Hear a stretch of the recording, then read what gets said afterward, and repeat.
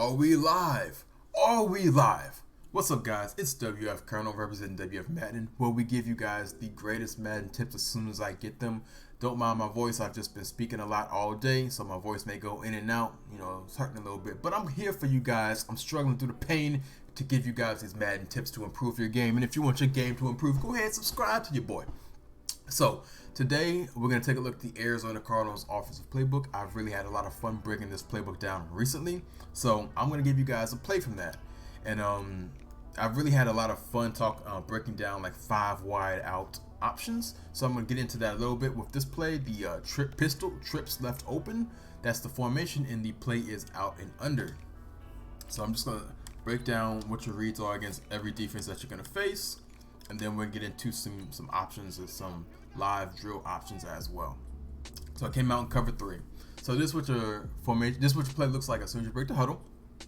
So there's a lot of easy adjustments. You take your running back that's on the swing to the right, you move him to the right side of the field, you motion him there, you streak your A wide receiver, and then you drag your left slot in Y. This is what the play looks like once everything is all set up. So here is how I would read the play first and foremost. Now I'm going to talk about hot reads in a second, but generally speaking, you're going to be reading this play as RB, B, Y, A. So let me get into everyone's job for a second. So RB's job against man or zone, really, his job is really to pull flat coverage. That's his main job. But if there's any situations where they have like really heavy blitzes and he's just uncovered, initially you can hit him quickly to the flats and get some good yardage. Treat it like a run play. It's going to get you 4, 5, 6, 7 yards easy if they're blitzing like that. So if it's there, just go ahead and take it. But his main job really is to just pull things to the flats. Now, B's job is he is going to, while RB pulls things to the flats, he is going to work vertically for a little bit to give time for that to happen. But his job really is to sit in the area kind of a little bit inside of where the numbers are. Where you see the number 40, that yard marker, just a little bit inside of that on his route is going to be a voided area, especially against cover 3 if the flat coverage is voided. Now, especially against cover 3 speaking, it's up to this guy, Cunningham. You see his hook curls on against this route on offense. I'm trying to do it with 2 hands. It's up to him to get enough depth to take that away. So he'll be sitting kind of in this area. But if he does that, look what we got coming underneath. We got a drag route by your wide receiver, Larry Fitzgerald, which will put him in a no man's land. He's high load between that post and that drag. Also, that's really what that drag is for. That drag is just for like a nice little check down, and it's just like a safety net if they take away that post. That's really what all of that's for. Now A, his main job is to push the defense back deep, which also helps out the drag, but his key job is in cover 2 defense to get down that seam and to give you guys a viable option to attack, and we'll get into what that looks like as well. But that's really what his job is. So that's really what everyone's job is, and I've broken down the initial reads. Let's talk about hot reads for a second. So if the defense is in something like, it doesn't matter if it's a man blitz or a zone blitz where they look like they're bringing a whole lot of heat, don't be afraid to look at the left side of the field first as well, because the interaction between A and Y, depending on what the defense looks like, can be very difficult for them to guard, especially with like the defenses where they're in nickel and they got 2 guys in the A gaps, or they have any looks that's similar to that, which there's a whole lot of 3-4 looks, there's a whole lot of 4-3 looks, like I mentioned, nickel looks that give that alignment. That A seam provides a lot of issues for them because they have to get back and guard that. So now that I've talked about all the zones, in essence, let's break down what your reads would be versus them. So we got cover 3 on the field right here. That's no other place to start off better than that. So let's get into some live reps. All right. Let's hit the replay. Let's take a look at this cover 3 look, so you guys can see exactly what goes on. Like I mentioned, look at the right side first. You're gonna be looking at the action between this situation right here. He's gonna be pulling the defense back wide. He's gonna put the flat coverage wide, the RB receiver, your running back, which puts that void, like I mentioned, right around the numbers. Once you see that voided area and you don't see this guy able to really make a play on it, you're able to place the ball easily for an easy possession catch. Depending on what the defense is doing, especially this guy, you may be able to rack catch it, you may just have to possession catch it. Doesn't really matter. As long as he isn't getting over the top, like I mentioned, and taking that away, that's going to be there every day, all day. But if he is and gets a little bit more depth and gets more width to take this away, this drag is going to be here every day, all day. So that's what you're really looking for against cover 3. Let me hop in this replay real quick to talk about another thing. If there's any situation where you notice your opponent isn't respecting this hook zone, where he's just doing whatever, or he's user covering to take things away, or he's like really hard on taking this drag away with this player in the hook zone, you got this seam right up the middle that can put a lot of pressure on him as well. But you can fit this in nicely, especially if he just stays shallow the whole time and just tries to take away this drag and just chase that drag. A nice low ball pass up the seam to this player is the remedy for that. Let's hop into cover 2. We're gonna do all the setup, but as mentioned earlier, I'm just gonna see if we can fit that ball into the A wide receiver. That's the only player I'm gonna throw to in this scenario, but in throwing to him, you'll be able to see how things work as well with the other routes.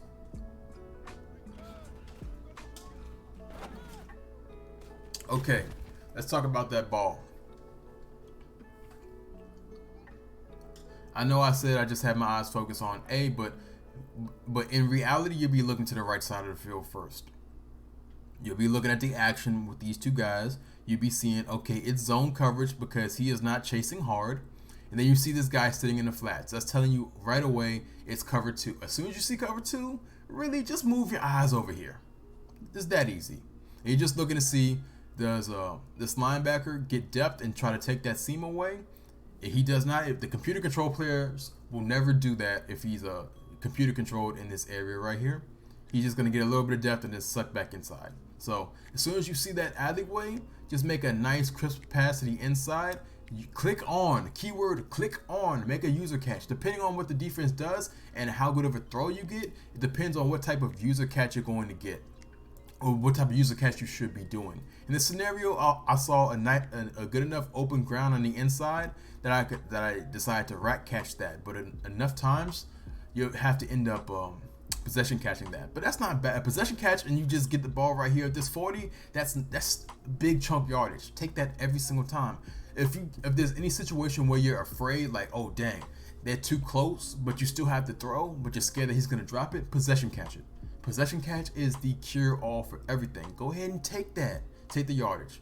But I busted this for, an additional 5 yards here. But depending on how the defense pursues and what type of wide receiver you have, this could go to the house and gets cover 2. But if this guy gets depth and takes that away, you still got your check down drag here as well. So don't be worried. Cover 2 still has a lot of things that you can attack. And also, especially if this guy gets depth and takes away that seam, you got this post working from right to left. It's gonna sit in this. I know the cursor is jumping all around. It's gonna sit around this area right here, which is gonna put a lot of pressure on the defense. So they have to. The user cover in cover 2 is gonna have a lot going on. He's gonna have to see a lot, but especially if you just diagnose cover 2 by looking at the right side, you diagnose cover 2. You see the seam, go ahead, take it. If not, take this drag. It's the safe thing, but if you feel like holding on to the ball, you feel like you got protection, got the O-line help, go ahead and wait and see what happens with this B wide receiver as well. Let's hop into cover 4. Here we go. Same setup.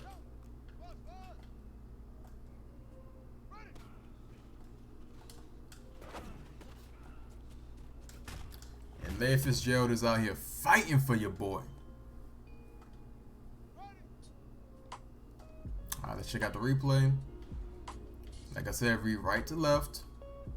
Now, I saw, of course, he's pulling the defense to the flats. Now, a lot of times you'll be able to hit this B wide receiver because normally this safety doesn't sit the way he's sitting right here.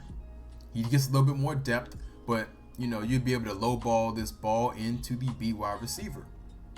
But I felt a little cautious, especially since, I'm breaking this play down right here. So I didn't feel like just, being honest with you guys. A lot of people lie. I'm not just going to dart this in for incompletion. But a lot of times you're going to get a situation where he's going to get more depth than he got right here, which will allow you to low ball this here for a sizable gain. But I took the nice and safe route, and I took this check down drag, and as you saw, I took for 5, 10, 15, 18, 19 yards. A check down drag. And the reason why this check down drag is so great against cover 4 quarters is there's only one middle of the field defender. This guy is in a three rec hook, so he's always going to drop, unless he's user covered, unless he's user controlled, he's always going to drop towards the 3 wide receiver side, the strong side of the passing formation, and he's going to play this seam, which, like I said, it presents problems for this post, meaning like he isn't going to be able to move from this seam to this post and to this drag as well. He has too many things he has to cover, so cover 4 gets wrecked by this play. Especially if you let this play go on longer, you're going to have this guy crossing as well. I mean, I got the ball out of my hands pretty quickly with this, but if you just hold on to the ball and he's crossing back across the face again, let's say he starts to chase the drag. You got this guy, he's high load with this post as well. So cover 4 is in a blender. So let's just talk about man coverage real quick. Now, I don't got the guys assigned in the right positions for man coverage, but if I wanted to, I would switch Larry Fitzgerald from Y to the B wide receiver, and I put my fastest guy on the drag to that Y drag. This is very good options versus man coverage, standard man coverage with no blitz, because that B wide receiver gets really good separation against man coverage, and the Y, his drag is always good against man coverage, especially if you have a good drag running wide receiver guy that has really good short route running as well as speed. So, but mainly speed. That's what you're looking for when you're throwing drags. Let's talk about hot throws real quick. I would do random play on defense, but you don't know what you're gonna get really. My controller's messing up, so let's hopefully. Okay, let's hop on defense just to simulate some type of hot throws. Nickel. Alright. Mid blitz. That's gonna give me the look that I'm going to talk about as far as hot throws. We can set this play up the same exact way. So really, if you get a look similar to this on defense, which is really what a lot of people like to do, just understand what you have, the options that you have available to you. You got mainly, also they'll be probably blitzing more people. They might blitz another player as well. But you got, like I said, you got your man beating routes as the B wide receiver, your Y guy. But the key things that aren't necessarily man beating routes or zone beating routes really, if they like to zone blitz from this type of look, is your RB receiver and your A receiver. Now in this situation, I see, look to the left side of my field, I see one guy over Kirk, one guy over Larry, one guy over Isabella. That's telling me it's man coverage. And so, if you want to adjust your play and put like Isabella on a slant, or Larry on like a little hitch, go ahead and do that. If you like feel like I really am seeing man coverage looks from a blitz heavy look, and then you can put your RB running back on a hitch as well. So that gives you options against man coverage. But generally, if your opponent has been doing a whole lot of zone blitzing from this type of look, you want to look more towards your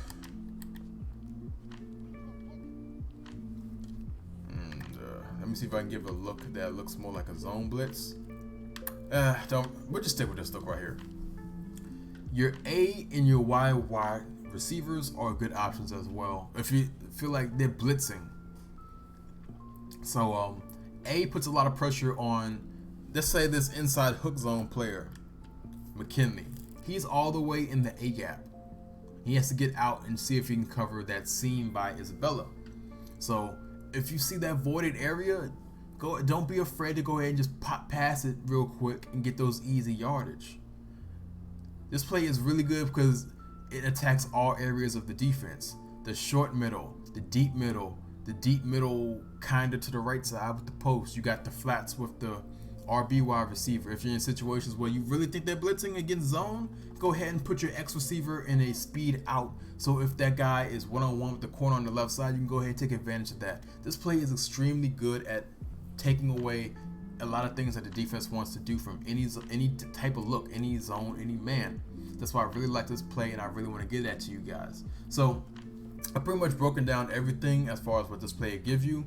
Hopefully it's able to, improve your game. If you don't have this play in your playbook, you can take some concepts that I've given you and add those concepts to plays that you already run and plays that you have in your playbook. So that's why I'm here, guys, to improve your Madden game. If you like the video, go ahead and thumbs it up for your boy. I greatly appreciate it. But if you really loved it, go ahead and sub to me. That would mean the world to me. But if not, I catch you guys on the next one. It's WF Colonel representing WF Madden, here to improve your Madden game. I'm out.